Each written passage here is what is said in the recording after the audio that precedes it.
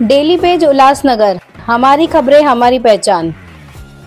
पहिली प्रतिक्रिया अशी आहे की आपल्या देशामध्ये सर्वसामान्य माणसाची ताकद काय असते ते दाखवून दिलेलं आहे आणि त्याबद्दल मी संपूर्ण सर्वसामान्य नागरिकांचं अभिनंदन करतो।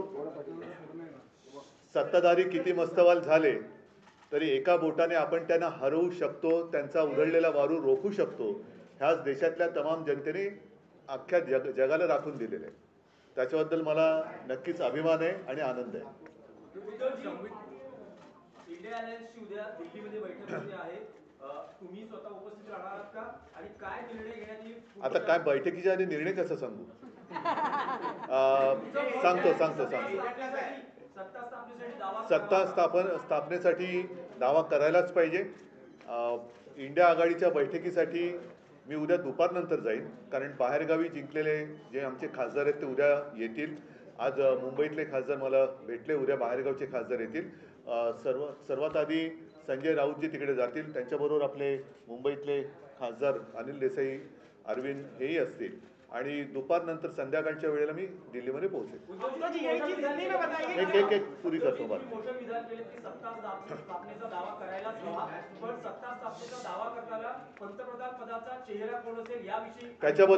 त्याच्याबद्दलच उद्या बैठक होईल। आणि एक गोष्ट मी पहिल्या दिवसापासून सांगतो आहे, इंडिया आघाडी म्हणून आम्ही जेव्हा एक आघाडी तयार केली त्यावेळेला सर्वप्रथम आमच्यापैकी कोणीही आपण स्वतः पंतप्रधान पदासाठी इच्छुक आहे या मताचं नाही। देशातली लोकशाही वाचवली पाहिजे, देशातलं संविधान वाचवलं पाहिजे आणि हुकुमशाहीपासून देशाला वाचवलं पाहिजे, ही एक आमची पहिली एकत्र येण्यामागची भावना होती। तीच भावना आजही कायम आहे।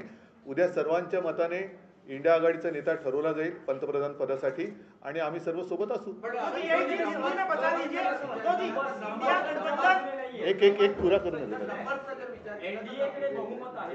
असं दाखवलं जात आहे, परंतु अजूनही काही ठिकाणी जसं बिहार आहे, बिहारमध्ये मतमोजणी उशिरा सुरू झाली, तिचे निकाल अजून पूर्ण बाहेर यायचे आहेत।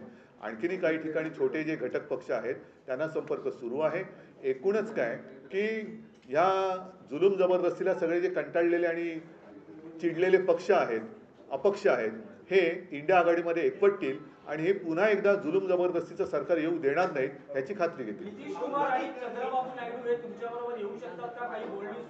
त्यांच्याबद्दल त्यांच्याशी काँग्रेसकडनं म्हणा इतरांकडनं म्हणा बोलणी सुरू आहेत। परत एकदा सांगतो की चंद्रबाबू नायडूंना सुद्धा भाजप सरकारने काही कमी त्रास दिला नव्हता, नितीशना सुद्धा काही कमी त्रास दिला नाही, तर पुन्हा त्रास हवा का हा एक प्रश्न आहे। आणि मला खात्री आहे की एकदा हे गेलेले सरकार उंबरठ्यावरती आहे ते उंबरठ्यावरनं बाहेर काढण्यासाठी सगळे जे यांच्या जुलूम जबरदस्तीला चिडलेले आणि कंटाळलेले लोक आहेत ते इंडिया आघाडीत येतील। एक पूरा करता हूँ, पूरा देता हूँ आपको उत्तर देता हूँ।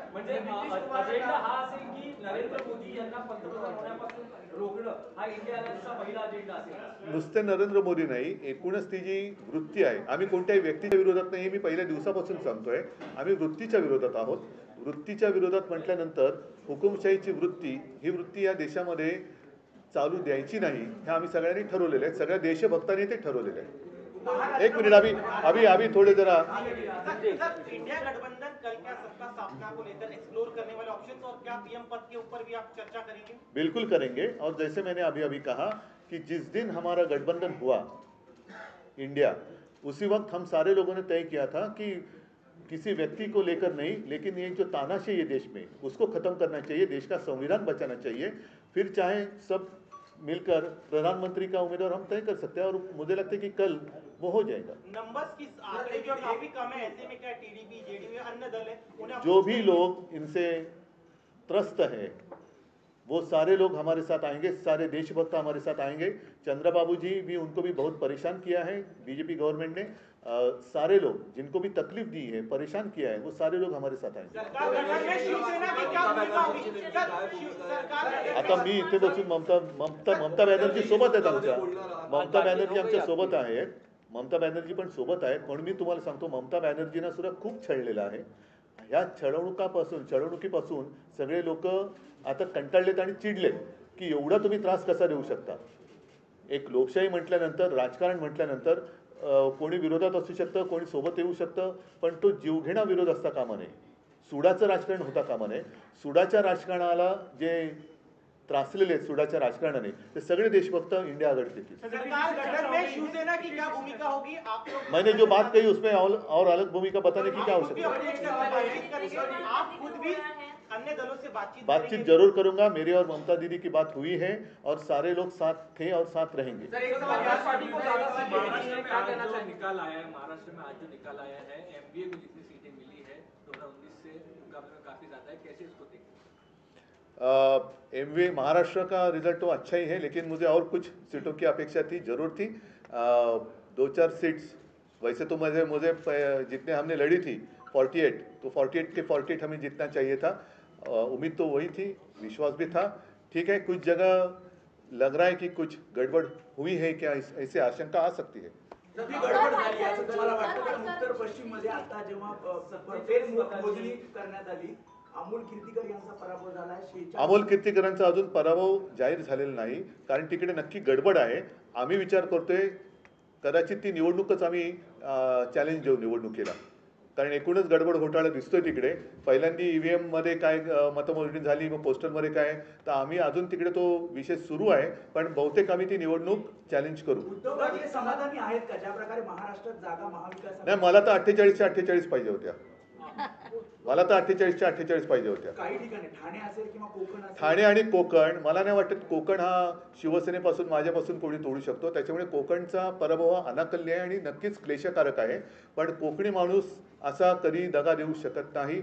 मला नाही वाटत तिकडे लोकांनी शिवसेनेच्या विरोधात मतदान, काहीतरी असू शकेल गडबड, बघायला लागेल.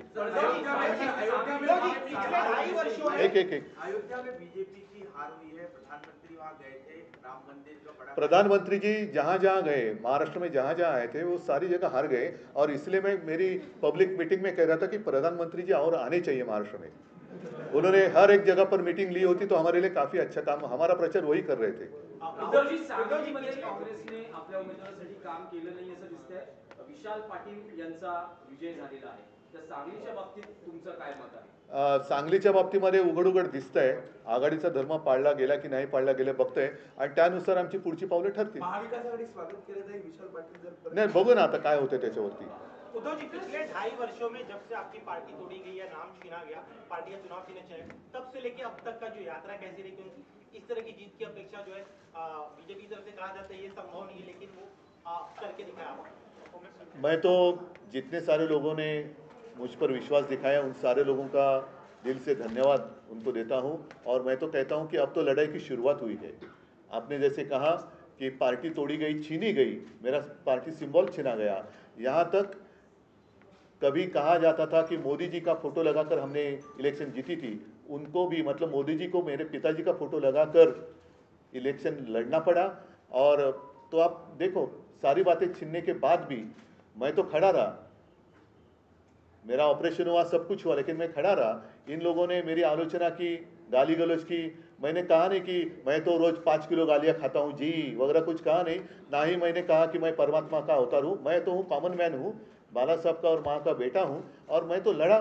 जितने सारे लोग मेरे साथ खड़े रहे उन सारे लोगों को धन्यवाद देता हूँ. और उन्हीं का आशीर्वाद मेरी शक्ति है, उनका ही आशीर्वाद मेरी शक्ति है, और इस शक्ति को मैं कभी धोखा नहीं दूंगा. सर धनुष्य बाण आपके साथ नहीं था? नहीं, सारी बातें उन्होंने छीनी थी, और क्या बाकी रखा था? एक सवाल ये है कि क्या अब मशाल के साथ ही आगे की राह ये करना है? देखो, मशाल ने आग तो लगा दी है, मशाल ने आग तो लगा दी है. और 19 में जितनी सीटें, अब तो महायुति हो गई, लेकिन उस वक्त जो युति थी कितनी सीटें थी? 41, 42. अब कितनी हो गई? तो ये तो अभी असली नकली का पता चलेगा. और मुझे तो नकली संतान कहते हैं, वो खुद को अपनी माँ को भी मानने के लिए तैयार नहीं. अब तो कहते हैं कि परमात्मा ने भेजा है. मतलब नकली संतान है कौन? नाही, उद्धवजी, तुमच्या नेत्यांची जशी अन्य पक्षाच्या नेत्यांची बोलणी सुरू आहे, तशीच भाजप आणि मोदींकडूनही चंद्रबाबू नायडू आणि असतील ना, असतील, जरूर करावी त्यांनी. पण माझा प्रश्न हाच आहे की पुन्हा बोलणी कशासाठी करताय? पुन्हा छळायला? म्हणजे आम्ही सुद्धा त्यांच्यासोबत होतो, तरी सुद्धा त्यांनी आमच्या लोकांच्या मागे ईडी, इन्कम टॅक्स, सीबीआय आमच्याकडनं गद्दार फोडून घेतले, त्यांना उमेदवारी दिली, त्यांच्या प्रचारासाठी मोदी स्वतः आले. आता पुन्हा तोच सगळा प्रकार, तोच अनुभव चंद्रबाबू पुन्हा घेतील असं तुम्हाला म्हणायचं का? ज्यांच्यावरती धाडी टाकल्या, ज्यांच्यावरती दंडेलशाही वापरली, त्यांनी यंत्रणांचा दुरुपयोग केला, तो दुरुपयोग पुन्हा होण्यासाठी मोदींना पाठिंबा देणार का चंद्रबाबू? हा प्रश्न आहे. देवेंद्र फडणवीस माहिती आता समोर आली आहे. ट्विट केलेलं आहे, तिसऱ्यांदा मोदी पंतप्रधान आता होणार आहे, जनतेचं धन्यवाद वगैरे त्यांनी व्यक्त केले. आता जर का सामान्य माणूस असतंय मोदीजी, तर आपण असं म्हटलं असतं की देव त्यांचं भलं करू, पण ते स्वतः देव म्हटल्यानंतर कोण त्यांचं भलं करू मला काय बोलता येत नाही. चला.